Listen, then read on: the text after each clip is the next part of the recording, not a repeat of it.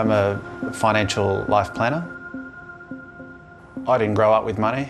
I know what it's like to feel poor, and I wanted to be better. Gavin Fineff is a father of two from Sydney's North Shore who's been living with a dark secret. I had to tell my family that there's a part of me that they have no idea about.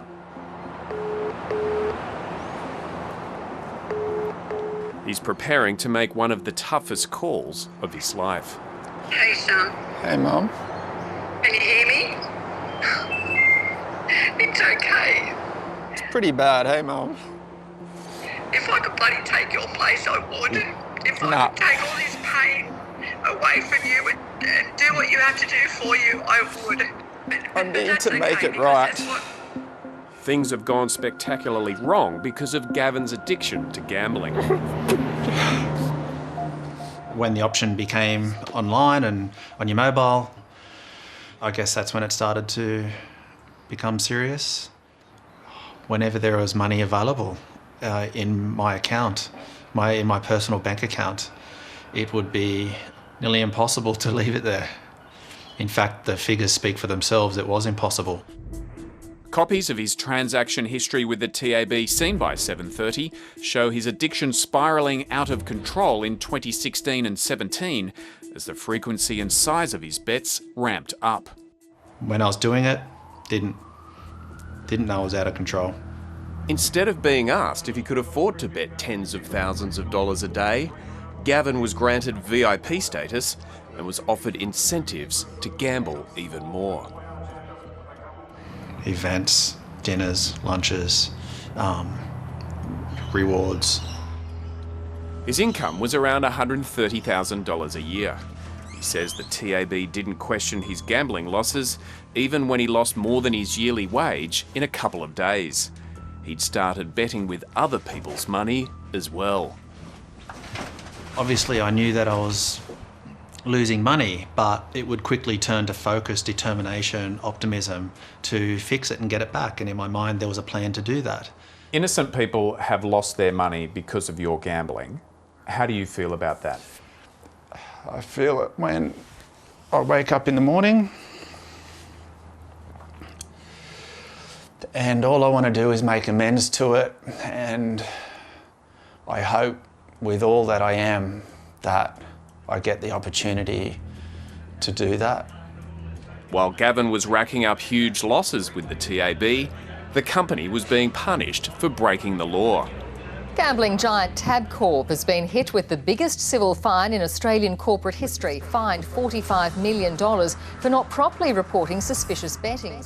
AUSTRAC, the financial crimes watchdog, had put all betting agencies on notice of their obligation to monitor customers and report any suspected proceeds of crime. They're required to report suspicious activity to AUSTRAC and to do enhanced due diligence on their customers.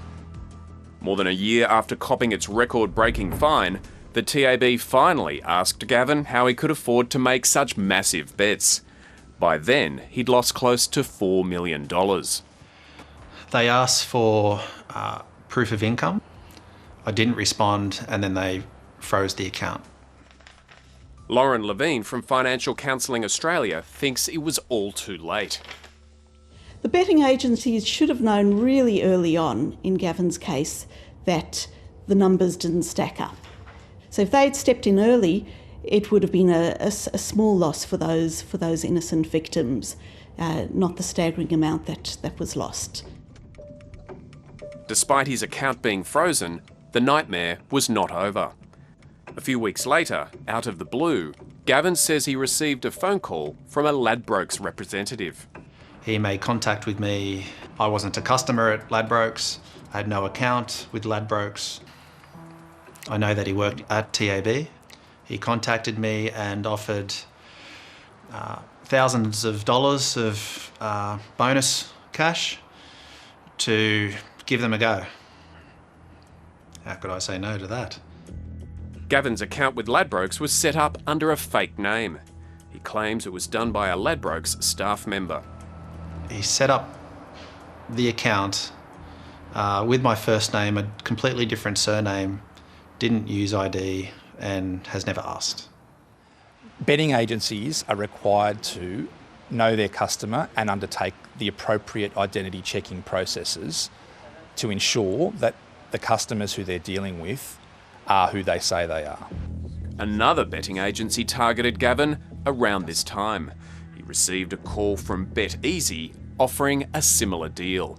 It's clear that he also knew my betting activity through my time at TAB, and it's obvious that he also took my details and made contact with me through that. How else could he contact me? Neither BetEasy or Ladbrokes would comment as to whether its staff knew Gavin Fineff's account had been closed at TAB because of his inability to show proof of income. It seems to be something that happens in the gambling industry where there's trade in these really profitable losing gamblers. They traded like property.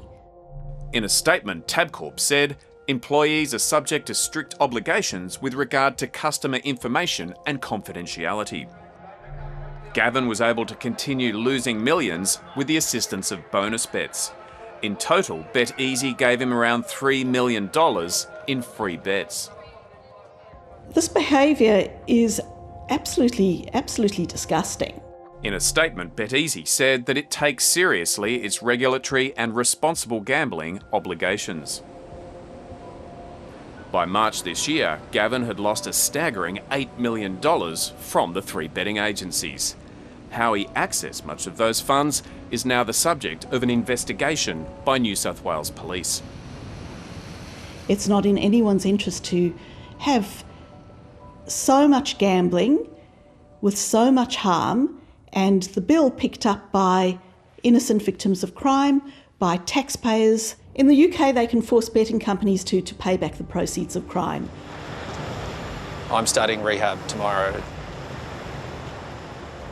I'm taking accountability for this,